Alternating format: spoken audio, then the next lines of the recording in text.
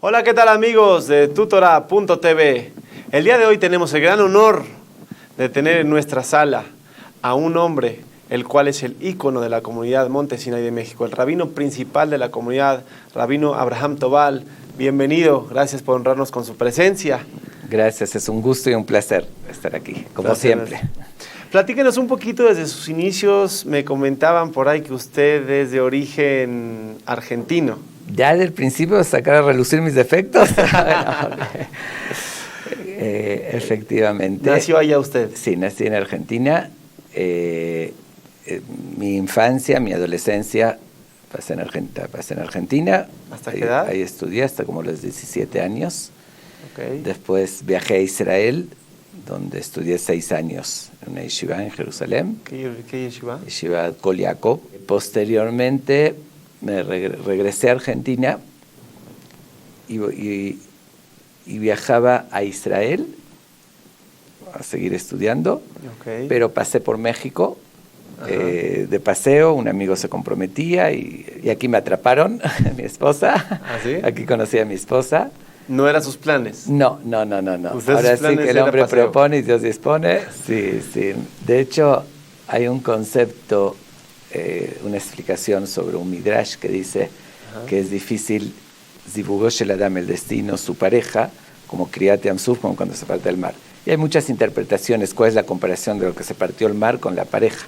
Una de ellas es que cuando el pueblo de Israel estaba al borde del mar, los egipcios venían por atrás, no saben qué iban a hacer.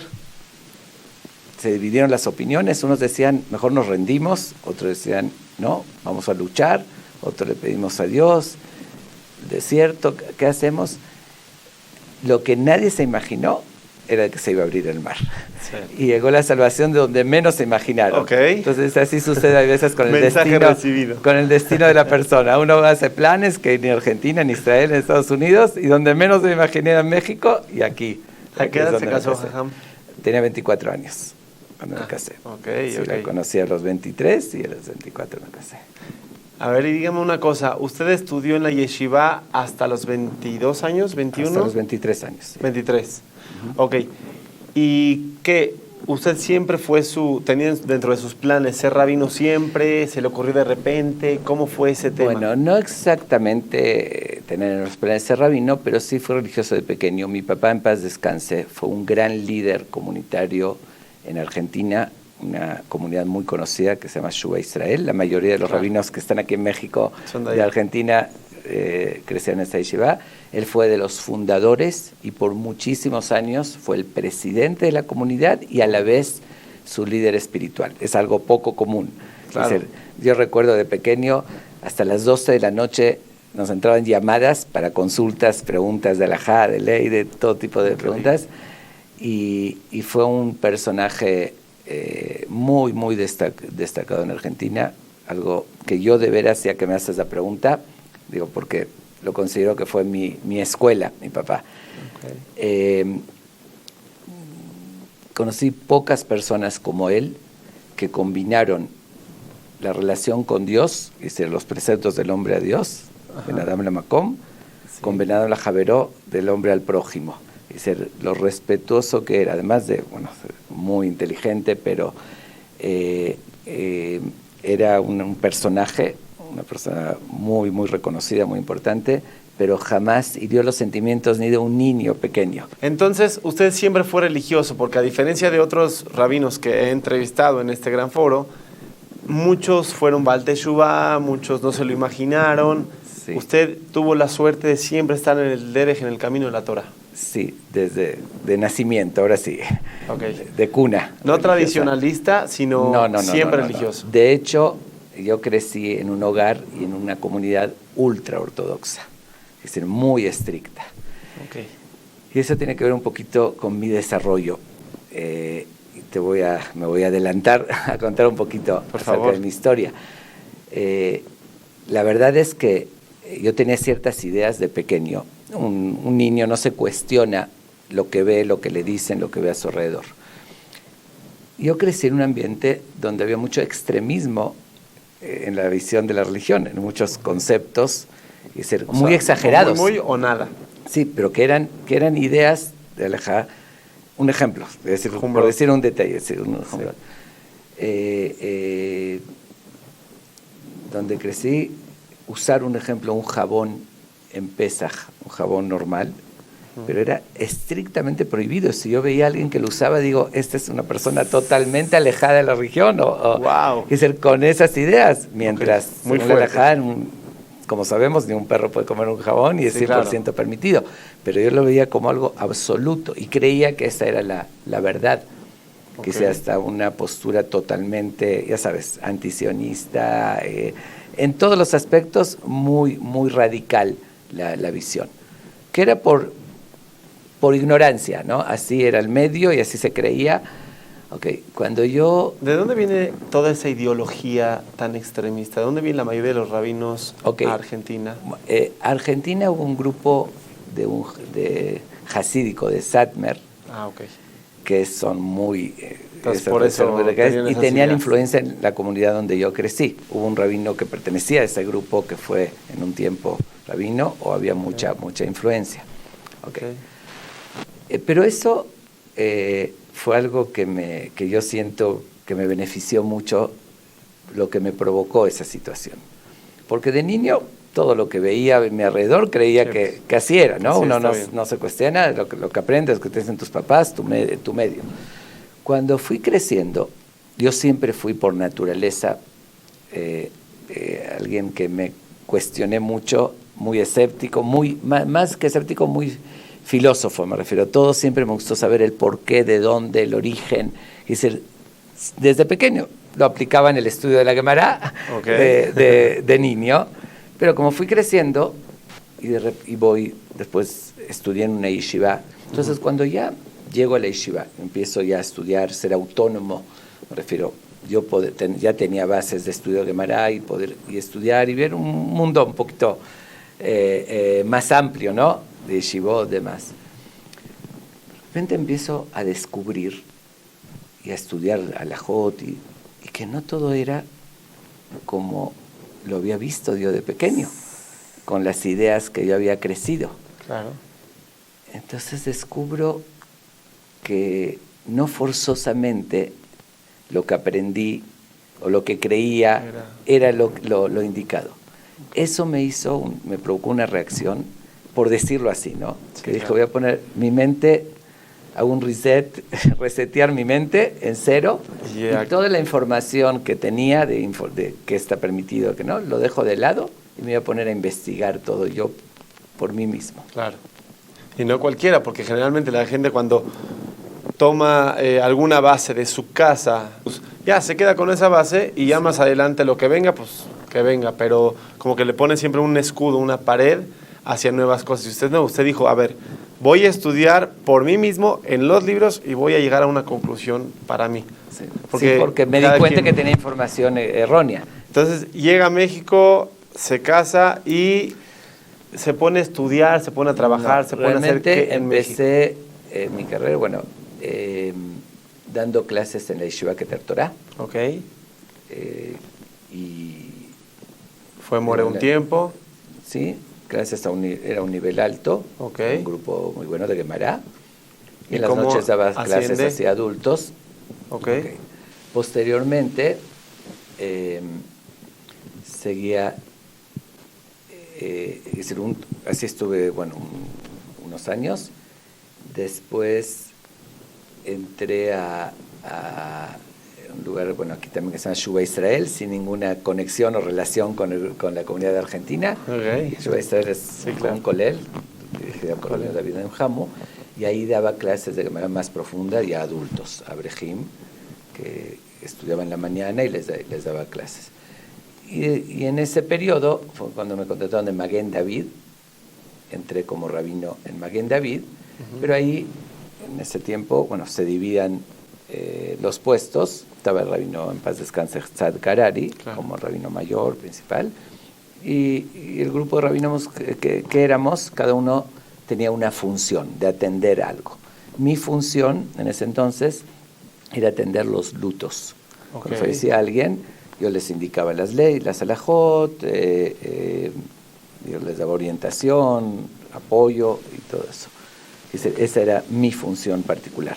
Y además de eso, tuve una trayectoria que pasé por muchas instituciones, di clases en muchos lugares. De hecho, no comenté que antes de casarme, unos meses, cuando estuve aquí en México, di clases en lo que era en ese entonces se llamaba EMEC, la institución del Kolel Aram Sobá. Okay. ¿Antes se llamaba EMEC? EMEC, sí. Okay. Entonces, de soltero, di clases ahí, por eso digo, prácticamente pasé por todas las instituciones. No, porque después en la Yeshiva, después estuve en Maguen David, en Yeshiva Israel, y llegué a dar clases también en Tov, en la institución de Tov, claro. En Bet Ishak, con la comunidad Ashkenazí, los Shabbat en la tarde, en un tiempo les di. Tenía un grupo también de jóvenes Ashkenazim universitarios que les daba en las noches pláticas, que hicieron muchas en el seminario de Morot, que en ese entonces de Maguen David, que estaba en Share Shalom. Okay. Di clases también a las Morot, quise preparar. Me refiero, pasé por muchas instituciones.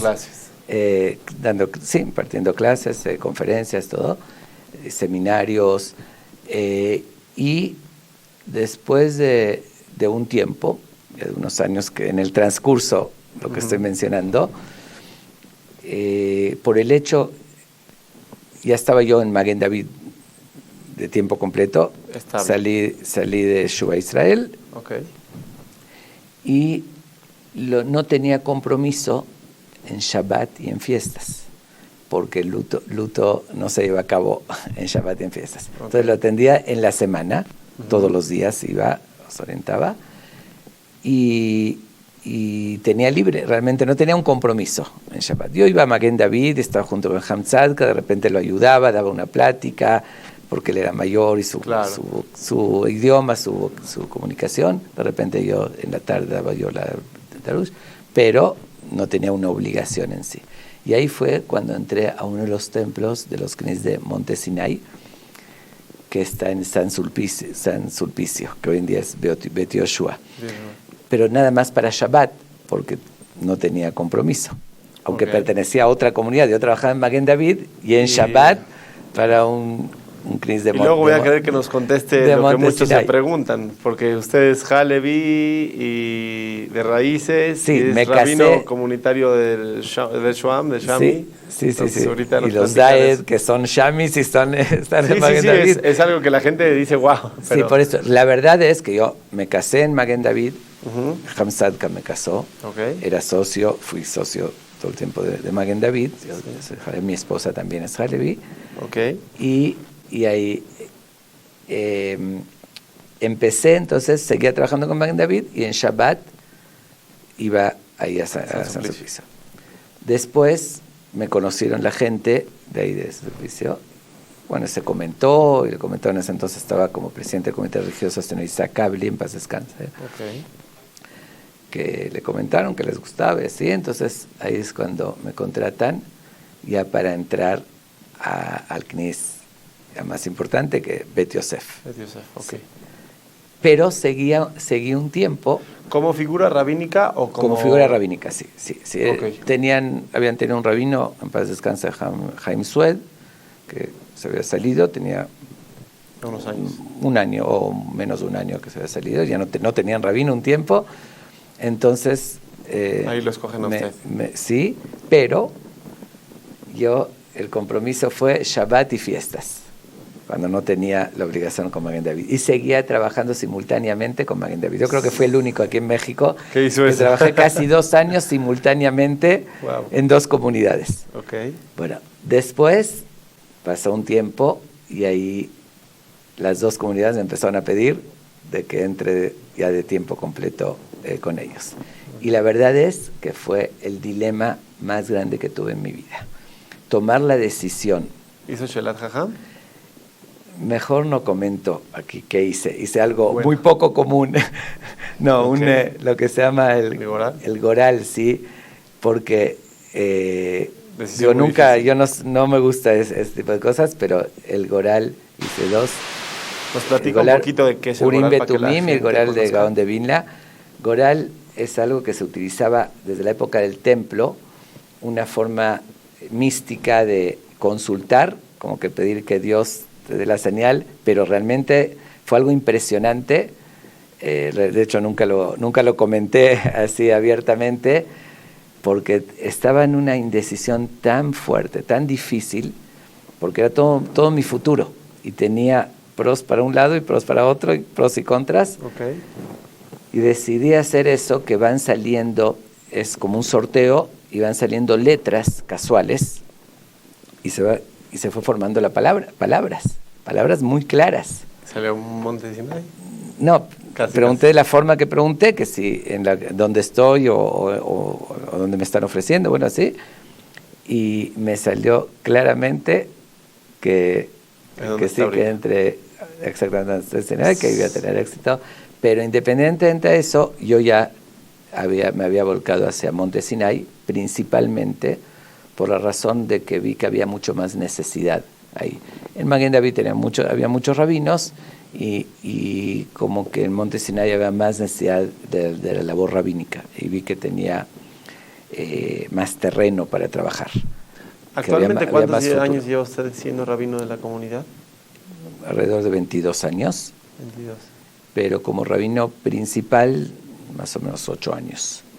Okay. Y yo cuando entré como rabino de Bet Yosef, que era el templo principal, se podría decir, el knis principal, pero estaba el rabino Gilú en... ¿Yoshua? Sí, el rabino Yoshua Gilú en Bet Moshe, en Bet Moshe, en Tennyson, como le llaman. Okay. Él era el rabino mayor. Digo, no había oficialmente título de Rabba Rashi en ese entonces. No. Cada uno estaba en lo suyo, y cada uno le tocaba. A veces a mí me tocaba hacer una boda, a veces a él, y así. Pero lo que sí, desde que entré, que justamente con esa visión entré, que vi que estaba muy virgen, me refiero que se requería actividades que un poco, empecé a inmediatamente así organizar clases para hombres, mujeres, parejas. O sea, en el momento se puso la camiseta. Sí, porque vi que realmente no había esa actividad. Y después empecé formé un comité que ahorita lo lidera Jacobo Mizrahi, que es presidente del Talmud Torah, pero lo invité a trabajar, a él y a unas más. ¿Qué mercado atacó primero? ¿A los adultos a enseñarles Torah o a los muchachos, a los niños? Se podría decir simultáneamente, porque, un ejemplo, la costumbre de decir una alajá en el rezo, en Tana de Beliao, por decir antes, no existía, no había ninguna ocasión que tuvieran ni clases, entonces inmediatamente lo puse, empecé a hacer una clase, que eso es con los adultos, pero me di cuenta, observé si quería un futuro en la comunidad, a la juventud, que la labor era con los jóvenes. Okay. Entonces me aboqué, le di la prioridad absoluta a los jóvenes, me empecé a involucrar en la escuela. De hecho, entré al patronato de la escuela, tampoco tiene precedentes, que el rabino de la comunidad esté en el patronato como voluntario, pero ahí fui... Siguió más o menos la escuela de su padre. Bueno, metiéndome en todo en relación, y ahí surgió una idea que fue de las más exitosas que tuve, o de hecho yo creo que la labor más importante que logré en la comunidad fue esa, porque estaba buscando cómo acercarme a los jóvenes. Los jóvenes un poquito naturalmente apáticos, más se los llama un rabino para darles una clase, tienen otras cosas. 100%. Entonces, como dicen, si la montaña no va a Mahoma, Mahoma va a la que montaña. vaya. Entonces me puse a pensar y a buscar cómo llegarles a ellos, cómo acercarme a los jóvenes. Okay. Y surgió una idea que fue muy, pero muy acertada. Los jóvenes, como es sabido que en México existe la tradición, que en tercero de secundaria hacen su viaje de generación a Israel. Sí. Y yo creo mucho en la educación informal. Dije, es una forma, los acompaño en ese medio que ellos están paseando, divirtiéndose, pero también que aprendan, también tener una conexión con ellos. Y así fue, efectivamente, hice mi primer viaje, que tuvo muchísimo éxito, porque me vieron cercano, como un amigo, con confianza. Hicimos unos Shabbat muy especiales, hacíamos Shabbat así, bailábamos, cantábamos, les explicaba. Iba en el camión. Eso inicié hace como 20 años, 19 años, 20, más o menos. Okay. Íbamos, los acompañaban en el camión, se sentaban, tenían preguntas, discutíamos y todo con mucha apertura. Entonces los jóvenes como que descubrieron que no soy una amenaza, pero claro, no soy de extraterrestre, porque muchas veces esa imagen del rabino en su pedestal, sí, claro, distante, con otra mentalidad, que no te habla el idioma. Y cuando vieron que sí les podía hablar el idioma, podemos hablar de cualquier tema abiertamente. De hecho, pusimos de moda desde ese entonces una actividad que hasta hoy en día la sigo haciendo con ellos, muy exitosa, que la llamamos Dispárale al Rabino, donde nos sentamos y todas las preguntas, sin ninguna censura, por eso lo llamamos disparar al ataque. Vienen. Sí, muchas veces, ofrecí que disparen al rabino y utilizaron artillería pesada. Yo pensaba que, simplemente disparar sencillamente, pero de veras, preguntas sobre cualquier tema. Nunca censuré, al contrario, los motivaba. Okay. Si alguien cuestiona la existencia de Dios, si no crees en la Torah, dilo, ¿por qué? Te voy a decir el argumento. El tema de sexo, de las dudas que tengas, ¿por qué es así? ¿Por qué no me parece esto? ¿Por qué esa separación? ¿Por qué? Etcétera. Todas las preguntas de forma abiertas y siempre, nunca evadí ninguna pregunta, y con eso me gané también mucho la confianza de ellos, pues sentían que podían abiertamente dialogar. Y hacíamos, un ejemplo, rezos en las mañanas, que normalmente en esos viajes no los hacen, porque es un viaje de paseo, pero un rezo que no les sea un peso, lo hacemos más corto, explicativo, les hacía el sentido, los ponía a cantar, es decir, que les gustaba, sea que les guste, enseñarles la religión de forma bonita, con su entendimiento, con su asociación, y así año tras año. Yo creo que fue, como dije, el éxito más grande que tuve en mi labor comunitaria, porque generación tras generación fui ganando a los jóvenes, ya me tenían confianza, y después continuaba con ellos. Hacíamos seminarios, introduje un seminario de la escuela de la preparatoria, que hasta ahorita lo seguimos haciendo. Primero era toda la preparatoria junta, ahorita lo dividimos, que ya creció mucho, lo dividimos en 3, que es el primero, segundo y tercero de prepa. Justamente este fin de semana me voy con primero de prepa a Tasco, también un seminario de fin de semana, que fue, como dije, no se me podría ocurrir una forma tan efectiva y exitosa de acercarme a los jóvenes, porque si en México los convocas unos días a unas pláticas, es muy difícil, pero después que ya convivimos un mes con una cercanía, donde vieron que pueden esclarecer sus dudas, donde vieron que se jugaba con ellos. De hecho, ya ahí me hice fama en los viajes de que no me podían ganar el ping-pong, que se los retaba. No, ya había escuchado de eso. Dando una imagen también diferente, claro, porque muchas veces la idea es rabino, sino amigo, confidente. Sí, pero aparte, o ajedrez, otras cosas, jugaba con ellos, hasta kayaking, carreritas, me echaba. Pero entonces, luchitas, lo que sea, pero viendo otra imagen, siempre se tiene la idea de que el rabino sabe nada más de religión, claro, no sabe otra cosa, metido en su mundo. Entonces, cuando veían que de cualquier otra cosa, si de tecnología o de lo que sea, podíamos abiertamente hablar y sabía y todo, les da otro ejemplo, otra imagen que pueden aspirar a ser religiosos y no significa desconectarse del mundo. Porque hay una idea, una impresión, es decir, el que es muy religioso no disfruta de la vida, está desconectado de todo es haram, o no sabe de nada, y les enseñaba otra imagen que es más cercana a la vida de ellos, a su forma de pensar, y eso llegó a impactar más que cualquier mensaje que les podría dar. Entonces ya los tenía cautivados. Ya cuando después en México, que vamos a hacer cualquier actividad, ya respondían con confianza, ya no sentían como una amenaza. Y después seguía con ellos, los casaba, ya venía el curso prematrimonial, pero ya con otro acercamiento, con otra confianza, otro diálogo, ¿me entiendes? Ya, yo creo que, por eso digo, insisto, que de todo lo que llegué a hacer en la comunidad, lo más importante y con más resultado fue esa idea de viajar con ellos a Israel. Increíble y admirable. Seguramente a su escritorio le llegan casos como desde algo de Shalom Bayit, de paz en la casa, o problemas entre alumnos, o problemas interpersonales, ya sea económicos, o de que se metió una persona en broncas con otra. Para tomar alguna decisión, para llegar a hacer Shalom entre las personas, ¿usted se consulta con una figura rabínica en Israel? ¿Tiene algún rabino usted con el que se consulte para tomar una decisión importante? Mira, es una pregunta interesante, pero mi rabino principal es el Shulchan Aruch, Rabbi Yosef Karo. Okay. Tiene 400 años de fallecido, pero sí, es el de cabecera. Okay. Sin embargo, obviamente,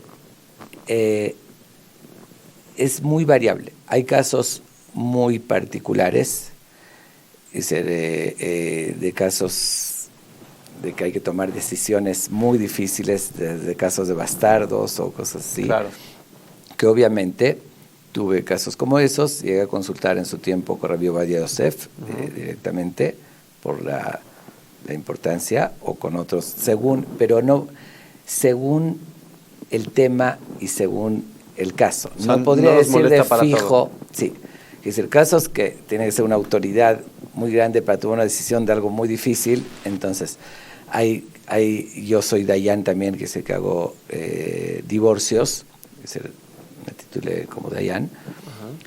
Entonces, para alguna duda en particular, ahí es con algún Dayan en Israel.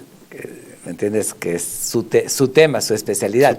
Su tesis. No, lo que digo de que no puede ser parejo, que si tengo una duda del tema de divorcio o una duda es al Hay mismo rabino. Exactamente. En su tema. Como un doctor que sobre un tema en particular, una cirugía compleja de corazón, para con el especialista, el mejor especialista del mundo sobre ese tema, para resolverlo. Entonces, es un poquito variado, sí. Pero en lo que en particular de Shalom Bayit, eso es muy difícil, ahí no cabería tanto consultar con otro rabino, porque es sentido común y ver realmente la situación, y eso uno de lejos no puede ver esa situación. Okay. Muchas veces, con todo respeto lo digo, pero muchas veces esas ideas así de magia, de que no, a ver cómo está escrito su nombre o eso, y con eso se resuelve. Usted no va con eso. No voy con eso, y ni es cierto. Yo creo que es una manipulación, y la gente le gusta eso, porque le gusta soluciones mágicas a las cosas, ¿no? Ya, hay un problema en la que en vez de trabajar. Exactamente. Es como lo acabo de escribir justamente tengo una sección en el periódico que se llama Pregúntale al Rabino. Ajá. Justamente este último mes escribí sobre ese tema, porque preguntas que me llegaron sobre la ketubá, que llegan quienes difunden, checa tu ketubá y ya, si hay un error, la corriges y ya se resolvió los problemas de la armonía en el hogar. Qué fácil, sería increíble la magia. Yo les dije, en vez de eso, la segulá es ser tolerante, comprensivo, comunicativo, ceder, quitarse el egoísmo. Eso sí funciona, pero eso requiere un poquito más de esfuerzo y sacrificio. Entonces a la gente no le gusta tanto, le gustan más las soluciones mágicas. Entonces eso de preguntar a alguien Israel que ni sabe, ni conoce a la pareja, ni sabe la situación, a ver, dime qué se hace. No, hay que conocer todas las circunstancias, a la persona en particular, su problema, qué lo llevó, y no es la misma respuesta para cada uno. Dice, para una pareja la recomendación es una, para otra, para una puede ser mejor que se divorcien, que eso sea lo indicado, y para otra que ceda en tal cosa, y etc. Entonces, no creo que a larga distancia y sin conocer que se pueden resolver ese tipo de casos. Okay. Vamos a tocarle un punto un poquitito más personal, porque ya de lo profesional ya hablamos mucho. Su familia, ¿no ha llegado el momento en que le diga, Abraham, ya basta de telefonazos, de que a lo mejor sin querer, pero absorbe algún problema de todo lo que le llega, de que va caminando en la calle, oiga, Abraham, ¿le puedo hacer una pregunta, Rabino? ¿Le puedo hacer una pregunta? Y no lo dejan en paz. Es una vida de... El ser rabino comunitario, de esa comunidad, es un tema no fácil. ¿Cómo ha respondido su familia en ese punto específico? Bueno, de hecho, te quiero nada más aclarar, el término que utilizaste es no fácil, te quedaste muy corto, porque es mucho más allá de lo que te puedes imaginar. Y principalmente hoy, que soy rabino principal y responsable de los demás rabinos también, de todos los templos, de todo el lineamiento, es algo agobiante, la verdad. Son prácticamente alrededor de 12,000 personas a atender todo tipo de problemas que ni te los imaginas. Y la verdad, la pregunta está muy en su lugar, la que acabas de hacer. Y es un poquito penoso hasta responderlo, porque la verdad, mi esposa y mis hijos sí se sacrificaron mucho para mi trabajo. Y se siguen. Sí. Bueno, hoy mis hijos ya están casados, entonces ya lo comprenden más. Pero. Sí. Pero parte de mi éxito en mi labor se lo puedo atribuir a mi esposa. Incluso cuando me iba a Israel, 2 o 3 veces me acompañó con los niños. Wow. Pero se dio cuenta que era muy difícil. Yo no estaba con ella, yo estaba atendiendo y yo estaba en la labor y con el calor y todo, y de aquí para allá, hasta que decidió que era mejor no acompañarme porque no prefería, pero tenía que quedar sola para que yo haga esa labor. Okay. Y a veces no llegaba a comer y todo el tiempo con el teléfono. Hoy hicimos un acuerdo de no contestarlo mientras como, pero es así, apenas acabo, ya hay 20 recados y llamadas. Okay. Pero sí, la verdad. Una paciencia bárbara. Un sacrificio muy grande. Sí, se los tengo que reconocer, que si no sería por ese sacrificio, yo no podía llegar a donde estoy. Sí, efectivamente. Yo no recomiendo mucho, a mis hijos no recomiendo que sean rabinos de la comunidad, ni a muchas mujeres que se casen con rabinos de comunidad, porque sí es muy desgastante. Si usted regresara el tiempo atrás, ¿volvería a ser rabino? Mira, tal vez... comunitario. Sí, rabino comunitario. No me hubiese un ejemplo. Sí, bueno, a grandes rasgos la respuesta es sí. Okay.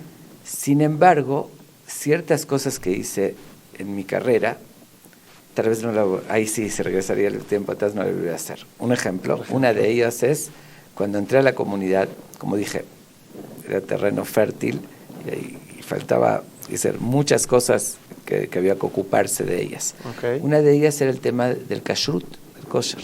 Okay.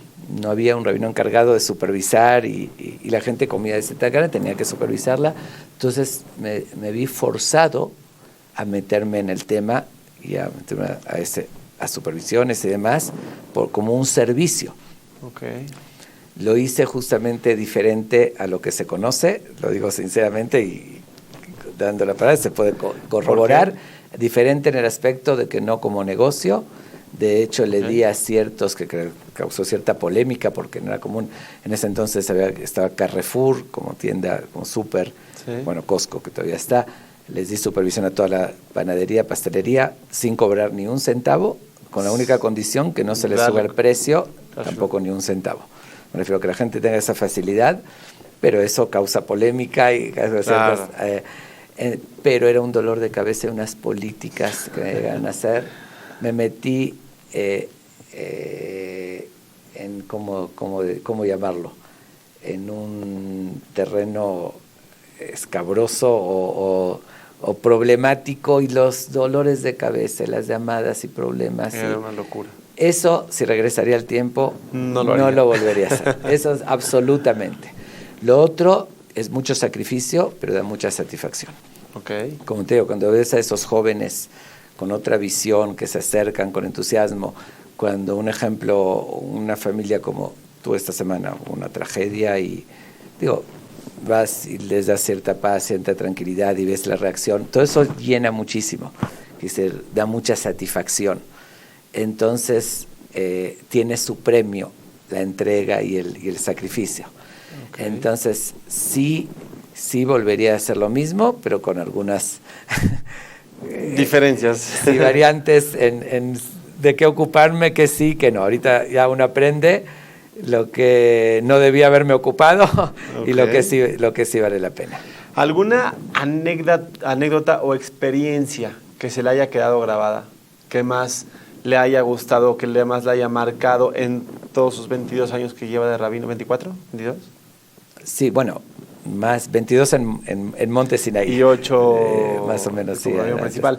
Pero en 22 años que lleva de rabino, generalmente, en general.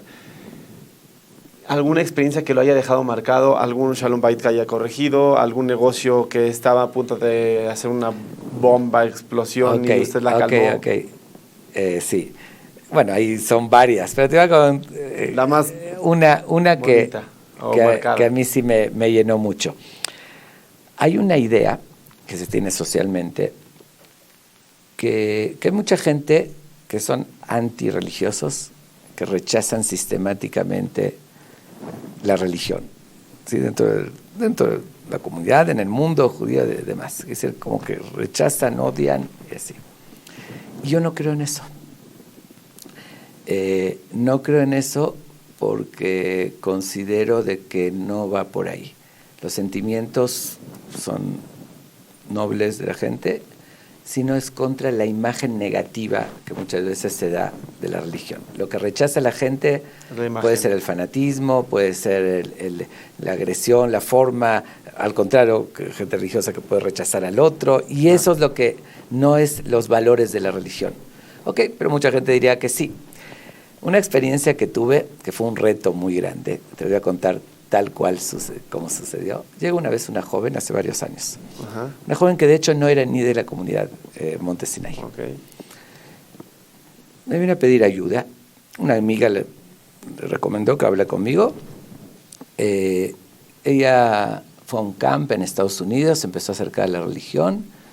Sus papás, bueno, no porque no lo digo despectivamente, pero digo para el perfil, para conocer sí. el marco del tema. Ashkenazim, muy alejados, muy tal vez calificados como contra. Okay.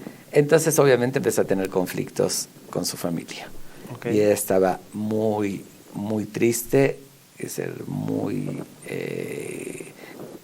confundida, muy desesperada, porque por una parte recibió esa convicción de los valores de la religión, por otra parte conflictos muy fuertes enfrentando a su familia. Ok, total, me pidió ayuda. Le dije con mucho gusto, quería que hable con sus papás y tratar de convencerlos. ¿El conflicto era porque ella se quería acercar a la religión? Sí, se empezó a acercar a la religión. Le dije con mucho gusto, ok, quedamos que me voy a hacer una cita con sus papás para que hable con ellos.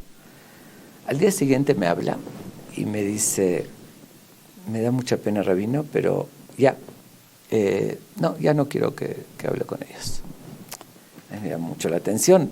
Me imploró. ¿O arregló el problema? No, por eso, me imploró un día antes, pero sí, le dije que la voy a ayudar, estaba desesperada, y de repente me dice que no. Le pregunto la razón, trata de evadirla. Cuando insisto, me dice, debe decir la verdad.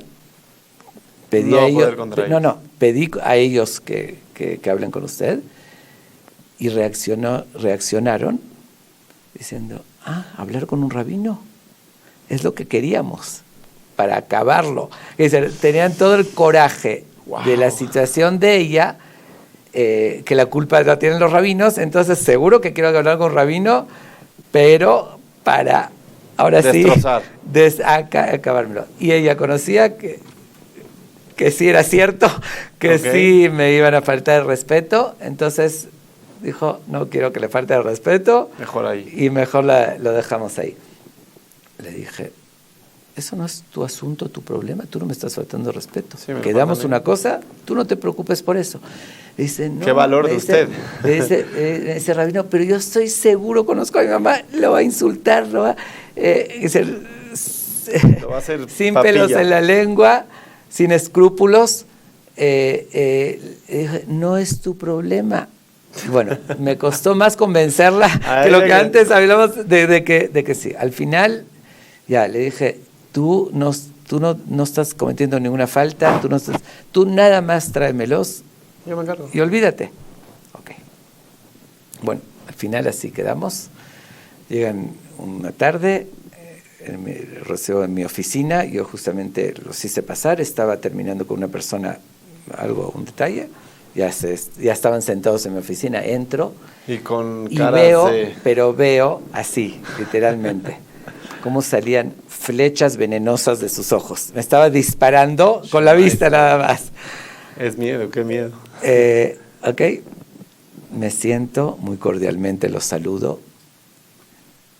No los dejé hablar al principio, yo comencé la plática, el diálogo, y fui viendo cómo el semblante iba cambiando. Obviamente usando toda la psicología. En primer lugar, es que la psicología es de darle la razón en lo que sí lo tiene. Me refiero. Entonces ya bajó la guardia. Claro. Y así. Bueno, después ya empezamos a dialogar.